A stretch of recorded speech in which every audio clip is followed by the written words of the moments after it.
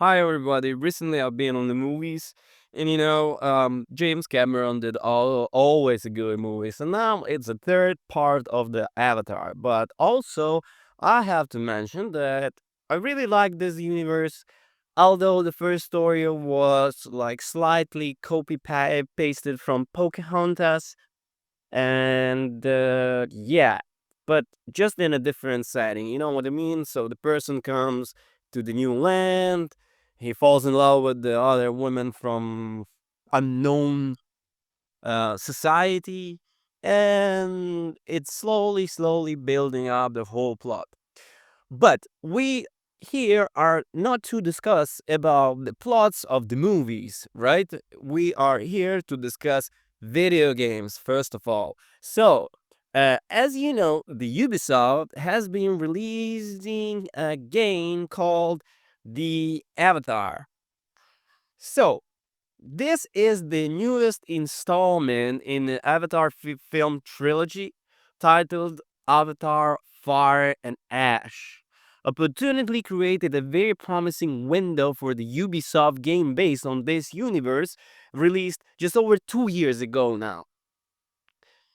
It's also received its own expansion focus on the Ash people and the Navi as organization known as Manquan Clan. I'm not sure how you guys it's pronounced because my localization is a little bit different, but who cares now, right? The parallels between the game and the films on the billion-dollar franchise created by James Cameron have been from the beginning one of its greatest narrative threads. Well, yeah, but I just explained you in a nutshell what does it mean the first part, because the second and the third I never see them. Let's not talk about that, okay? The entire transmedia conception, the work forms, the cohesive whole, even though the plots don't directly intersect beyond the references and situations.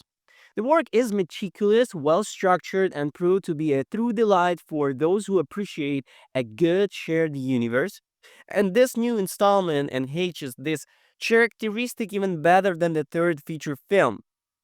Set months after the end of the base game and sometime after the events of the most recent film, the RDA has returned to the Kingler Forest with even more firepower and influence, supported by this native leadership that, unlike our protagonist, believes in purification throughout destruction.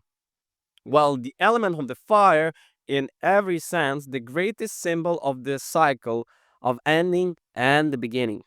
So Lick, one of the most important mental figures in the original game, becomes the central character of this storyline after events that nearly cost him his life and everything he has. We are faced with the new journal of the redemption, a search for the meaning of revenge, and the internal struggle between the owners of the place and its usurpers. However, unlike you want seeing the things before, things are much more objective, direct, and personal.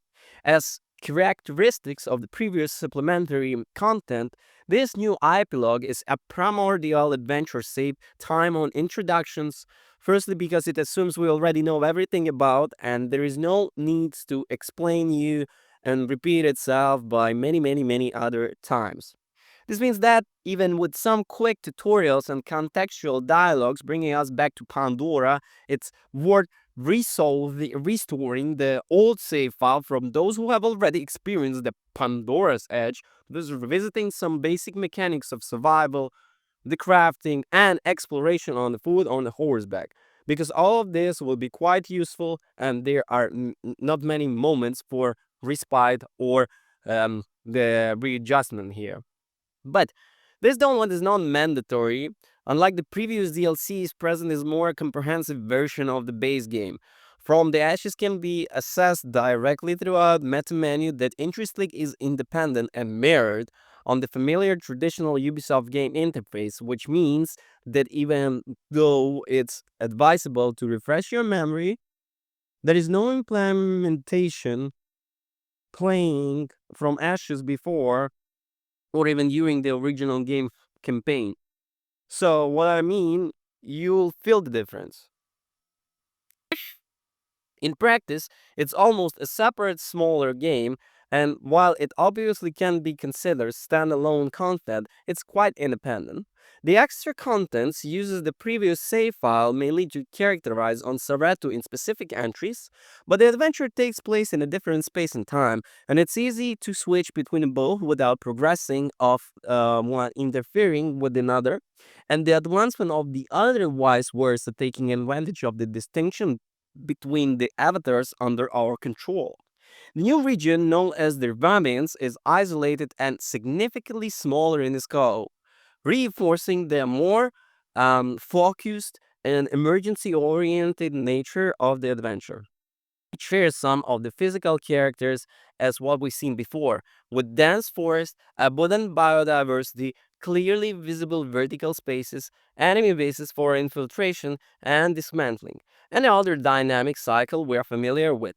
Its biggest difference lies in the significantly present fires, which not only change the already heavily damaged landscape, but also introduce new dangers and side missions. However, the DLC isn't just about the environmental and narrative disaster. There are new, specific additions that offer a breath of the fresh air, starting with the clashes with the other Navis, who themselves have important difference compared to humans. Or compatriots are more agile and resistant, and are also much smarter using vegetation and geography as a strategic positioning element. The new finishing animations are a spectacle in themselves, especially in aerial combat, and even on the ground when combined with the new possibility of playing in the third person. They'll bring a new dimension to the experiences in that universe, definitely distancing it from the shallow view of Avatar, front eyes of Pandora being basically a theme Far Cry. Fortunately, despite the similarities, it is much more than that. And Avatar from the Ashes is overall more intense than its precedor. This is not only due to its heavier and sometimes even darker themes, but also because it doesn't cling to the franchise using dazzling visuals, a device that seems worn out across different mediums. Pandora remains a projection of dreamlike nature, but the wounds and scars caused by conflict have never been so raw. Yes, we still have the occasional scene when the landscape opens up, the solemn choral music swells, and things seems exuberant, almost in addition hard to overcome. But all of that quickly gives you way construction action urgency that the sense of revenge out of troubled hero. The background that Solik brings with him is much dancier than the most of Avatar characters seen in previous media. So, ultimately, it is addition that enhance the main work without distorting it, resorting to redundant elements that seems pointless. Even so, it offers more of the same for those who have already explored this world of metaphors extensively, especially if they played the complete campaign and previous return to the universe. But it's certainly what changed the minds of those who haven't connected what they play so far. I'm glad to be the one of